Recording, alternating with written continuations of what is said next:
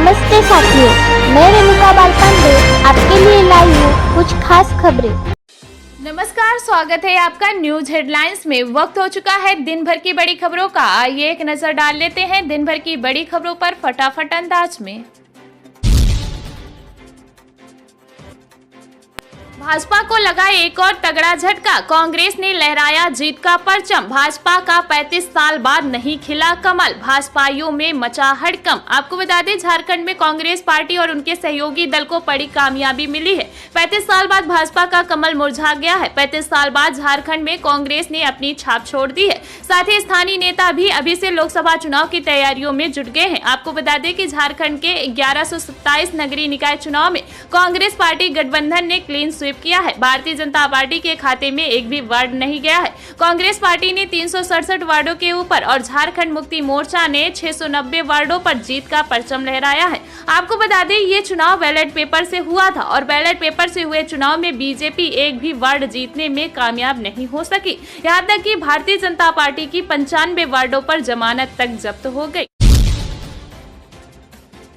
प्रधानमंत्री नरेंद्र मोदी ने जर्मनी में रविवार को अर्जेंटीना के राष्ट्रपति अल्बर्टो फर्नांडीज से मुलाकात की। इस दौरान दोनों नेताओं ने दोनों देशों के बीच वाणिज्यिक और सांस्कृतिक संबंधों को मजबूत करने के तरीकों पर चर्चा की। अर्जेंटीना के राष्ट्रपति के साथ द्विपक्षीय वार्ता के बारे में प्रधानमंत्री कार्यालय की ओर से ट्वीट किया गया है। इसमें बताया गया है कि पीएम मोदी ने म्यूनिख में अर्जेंटीना के राष्ट्रपति से बातचीत की है। दोनों देशों के नेताओं ने वाणिज्यिक और सांस्कृतिक संबंधों को गहरा करने के तरीकों पर चर्चा की। यूपी के लोकसभा उपचुनाव में बीजेपी ने विपक्षी दलों के लंबे समय से कब्जे में रही आजमगढ़ और रामपुर सीट पर कब्जा जमाकर सबको चौंका दिया है। आजमगढ़ में 60 सालों के लोकसभा चुनाव के इतिहास में यह दूसरी बार हो रहा है कि बीजेपी ने अपनी विजय पताका फहराई है। 90 के दशक में मंडल कमंडल के दौर से ही यह सीट समाजवादी पार्टी या बहुजन समाज पार्टी के कब्जे में रही है, जबकि 1952 में हुए पहले विधानसभा चुनाव से लेकर 1971 तक कांग्रेस का यहाँ वर्चस्व रहा। हालांकि आपातकाल खत्म होने के बाद 1977 और फिर 1980 के लोकसभा चुनाव में यहां भारतीय जनता पार्टी और जनता पार्टी ने जीत दर्ज की थी। मांडर विधानसभा उपचुनाव में कांग्रेस प्रत्याशी सह पूर्व विधायक बंधु तिर्की की बेटी शिल्पी नेहा तिर्की ने 23,000 से ज्यादा वोट से जीत हासिल की। जीत को लेकर झारखंड मुक्ति मोर्चा कांग्रेस पार्टी के कार्यकर्ताओं में खुशी जाहिर की। साथ ही जिला सचिव परेश यादव, प्रखंड सचिव वकील सोरेन ने बताया कि वर्तमान सरकार के कार्यशैली को देखते हुए मांडर विधानसभा के लोगों ने अपना मत दिया है। यहाँ कांग्रेस की विजय हुई है, जबकि भाजपा का सुपड़ा साफ हो गया है। झारखंड की राजधानी रांची के मांडर विधानसभा सीट पर उपचुनाव में कांग्रेस पार्टी ने भारतीय जनता पार्टी के खिलाफ जीत हासिल कर ली है। कांग्रेस उम्मीदवार शिल्पी नेहा तिर्की ने भाजपा की गंगोत्री कुजूर को 23,517 वोट से हराया। कुजूर ने हार स्वीकार करते हुए शिल्पी नेहा को बधाई दी है। मांडर क्षेत्र में 23 जून को हुए उपचुनाव में शिल्पी नेहा तिर्की को 95,062 वोट मिले तो गंगोत्री कुजूर को 71,545 वोट लेकर दूसरे स्थान पर रहे। देव कुमार धान 22,395 वोट के साथ तीसरे नंबर पर रहे। प्रधानमंत्री नरेंद्र मोदी रविवार को जर्मनी पहुंचे हैं। पीएम मोदी यहां G7 की बैठक में शामिल होने जा रहे हैं। जर्मनी पहुंचने पर भारतीयों ने पीएम मोदी का जोरदार स्वागत किया। इस दौरान मोदी के समर्थन में जमकर नारेबाजी भी हुई। उधर समर्थकों की भीड़ देखने के बाद पीएम मोदी उनके बीच पहुंच गए और उनसे मुलाकात कर अभिवादन स्वीकार किया। पीएम मोदी के एयरपोर्ट पहुंचने के बाद उनके स्वागत में खड़े भारतीय उनसे मिलने को उत्सुक दिखे। भारतीयों ने कहा कि पीएम मोदी का जर्मनी में है। उधर आधिकारिक बयान में बताया गया कि पीएम मोदी G7 देशों और अतिथि देशों के साथ पर्यावरण, ऊर्जा, जलवायु, खाद्य सुरक्षा, स्वास्थ्य, आतंकवाद, लैंगिक समानता और लोकतंत्र जैसे मुद्दों पर चर्चा करेंगे। पीएम मोदी G7 और अतिथि देशों के साथ बैठक करेंगे और समकालीन मुद्दों पर बातचीत करेंगे।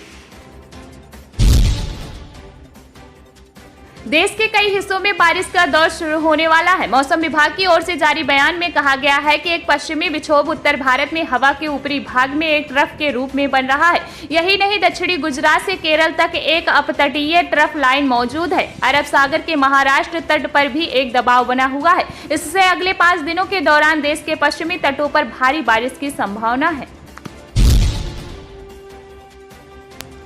सार्वजनिक क्षेत्र की इस्पात company steel authority of India limited और मारुति उद्योग लिमिटेड के पूर्व अध्यक्ष वीर कृष्णमूर्ति का रविवार को चेन्नई में निधन हो गया।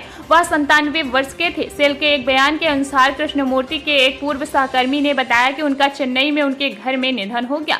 कृष्णमूर्ति का अंतिम संस्कार आज किया जाएगा। कृष्णमूर्ति 1985 से 1990 तक सेल के अध्यक्ष रहे हैं। कृष्णमूर्ति कई अन्य सार्वजनिक क्षेत्र के उपक्रमों के भी अध्यक्ष रहे। वह Bharat heavy electricals limited, Maruti उद्योग और जेल के भी अध्यक्ष रहे हैं।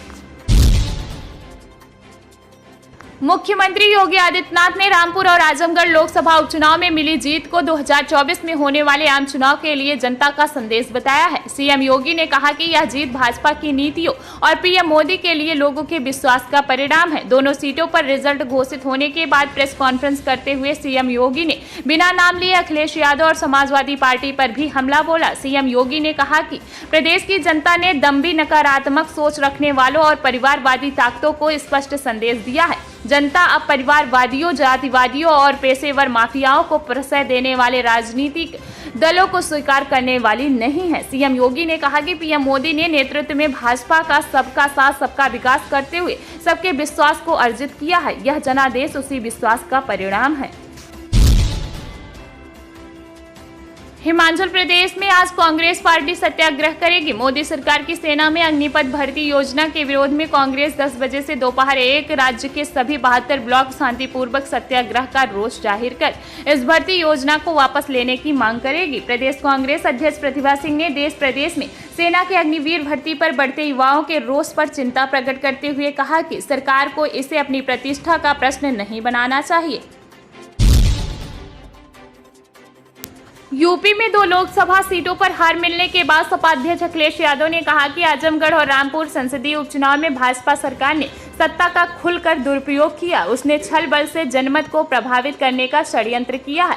भाजपा की सत्ता लोलुपता ने प्रदेश में सभी लोकतांत्रिक मान्यताओं को ध्वस्त कर दिया है।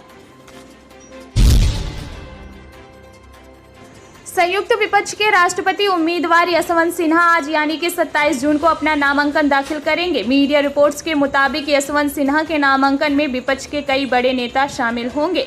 सपा अध्यक्ष अखिलेश यादव ने बताया कि वे नामांकन में शामिल होने के लिए दिल्ली जाएंगे। हालांकि ममता बनर्जी के नामांकन में मौजूद रहने पर संशय बना हुआ है।